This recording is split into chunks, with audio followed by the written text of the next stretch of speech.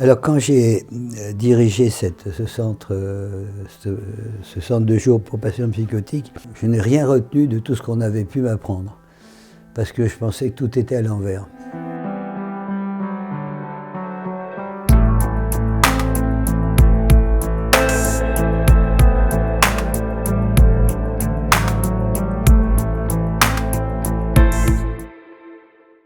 Alors avec un ami, on avait fait fonctionner cet hôpital de jour de façon extrêmement particulière. Tout était interdit aux soignants. Vous savez qu'on s'est aperçu dans les hôpitaux psychiatriques, le temps de présence de soignants et des soignés doit avoisiner 3 à 4 minutes par jour.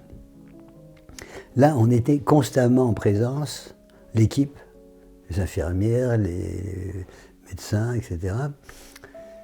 Et nos patients, c'était une espèce de lieu comme ça, il y avait des fauteuils, enfin des chaises un peu confortables, une petite table au milieu, quelquefois du café, point, c'est tout. Un être avec. Donc on était là avec eux, dans cette salle, et puis on attendait. On attendait la demande. Alors effectivement, ça a été, pour nos patients, ils patientaient très bien.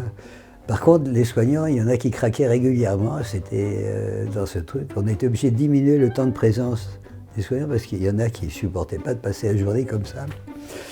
Et donc on attendait quelque chose qui pouvait venir d'eux.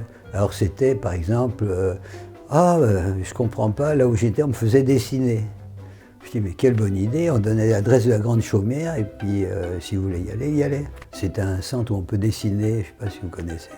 Et puis un autre qui disait, mais écoutez, pourquoi je dois rester là toute la journée?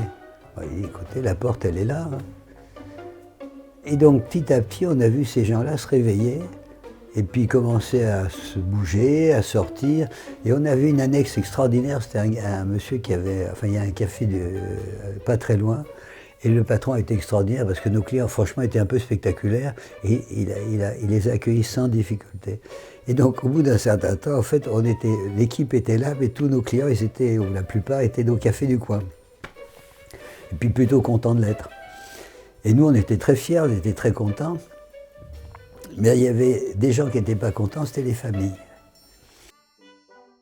À l'époque, on n'avait pas de modèle pour travailler avec les familles. Et j'ai fait connaissance d'un monsieur qui s'appelle Ziggy Hirsch, qui était thérapeute.